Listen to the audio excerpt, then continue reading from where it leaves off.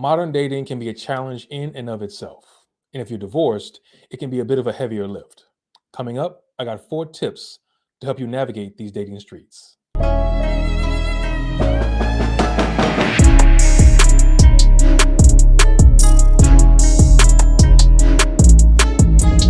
Welcome back, brothers.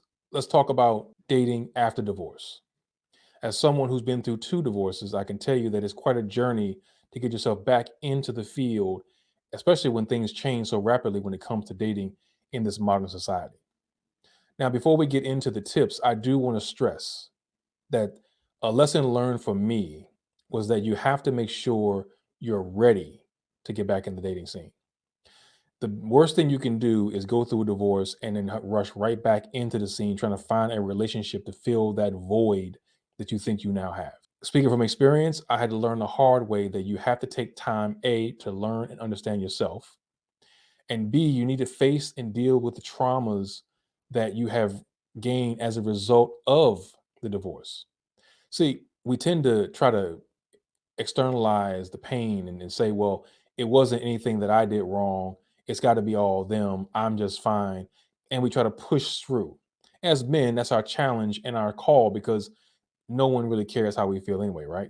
So you have to take that time. It's very important that you understand your role, take accountability for things that you did wrong, not because you're playing the victim Olympics, but because you have to face that.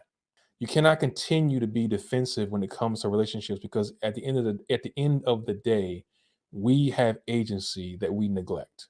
And the longer you ignore the fact that you allow space, you give people opportunity to do things in your life, you make accommodations, you give grace probably when you shouldn't give as much grace, and you get your feelings hurt sometimes as a result.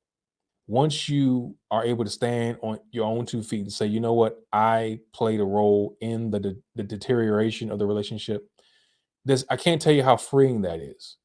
Because what that gives you is a frame of mind to say, you know what, I recognize that I'm not perfect because we're not. How can I work through that trauma and get it resolved so that the next person I deal with doesn't experience that? Or what lessons can I learn from this experience that I can now take going forward and avoid, hopefully, making the same mistakes twice? It's fine to be alone for a while. Sometimes that's what we need. That's what I needed. I had to take the time to figure out what I liked, what made me happy, so that I could make sure that I wasn't looking to someone else to fill that happiness. Recognizing that a woman's job is not to be the focus of your happiness. She is only there to complement, add value to it. So once you recognize that and get through your own self work, I can tell you, fellows, from experience, it's going to be an eye opening change. Now, number one, take your time. There's absolutely no reason for you to be rushing out here trying to make things happen overnight. Don't act on emotion because you feel alone. Loneliness is palpable these days. I get it. But the worst thing you can do is allow that to drive you into a relationship too soon and making mistakes that you don't realize you're making again, only to set yourself up for another cycle of a toxic situation and you end up back alone again in a matter of weeks, months. Recognize that healing takes time, right? And giving yourself that time is vitally important, as we talked about in the beginning.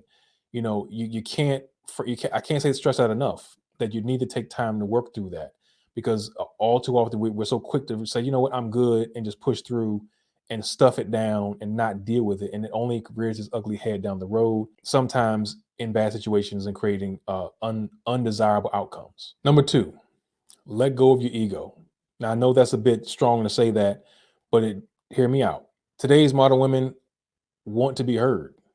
They're clamoring for someone to listen to them and give them the attention that they require. Now, I'm not saying that you should waste your attention and time because again, recognizing that time and attention are highly valuable commodities that we as men have, and you should ration it out accordingly.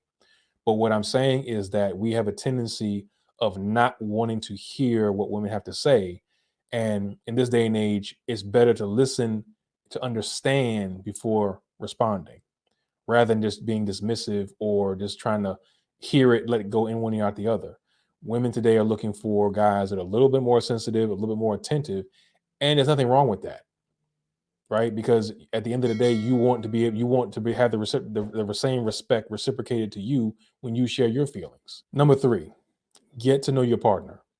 Guys, listen, it's very easy to get caught up in the physical attraction and infatuation. Believe me, I've been there. It's not worth it. You got to find substance beyond the surface, right?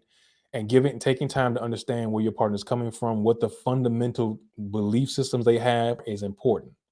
You don't want to be 2, 3 weeks, 4 months down the road realizing that this person is an atheist. If you're a card carrying Christian, you don't need that kind of headache. So take the time to understand your partner, have those deep conversations, right? If you with someone who doesn't want to talk, have deep conversations, that's a red flag, right? You need to get the hell out of there fast because this is someone you're looking at being with for a long time, if not forever. If you're looking for short-term relationships or situationships, if you will, then this ain't for you. I'm speaking to the brothers like myself who are out here trying to find their forever and are looking to put in the work to build something strong that will last. Asking the tough questions, being transparent, expecting transparency in return, you recognizing that your time and attention are valuable and you have to be careful who you give it to. Number 4, date with purpose. Listen, as I said before, if you out here only looking for situationships and short-term flings, then you need to be honest about that up front. Let let your potential mate know that this is where I am in life right now. I'm out here having fun, having a good time, and that's all we're gonna be doing. If you're not down with that, then we got to press on, right? That way you avoid a lot of unintentional headache later on down the road, and it keeps people from being confused as to what you're trying to do, and it subsequently helps you stay focused on what your goal is. Because if you're having a fun moment right now, then focus on having a fun moment. If you're trying to settle down and be serious with somebody, then your actions should match your words, right? So it's important that we are clear on what we're trying to do out here, fellas, because we get a bad rap as black men, especially that we're synonymous for not being clear on what we want or dating somebody for 10 years and never marrying them. Look, to each his own at the end of the day. I'm not here to judge you. What I'm just simply saying is that, if you're out here trying to find a forever, act like it, right? Don't get caught up in sending out mixed messages and adding confusion where there doesn't need to be any. Just be honest upfront, and either she's into it or she's not. All right, fellas, that's all I have for today. Remember, finding love as a divorced man is not impossible. It just requires a bit of adjusting and adapting because you've been out of the game for a little bit. Recognize the field of play, pivot and move as you need to, and you'll do just fine. All right, until next time, be well.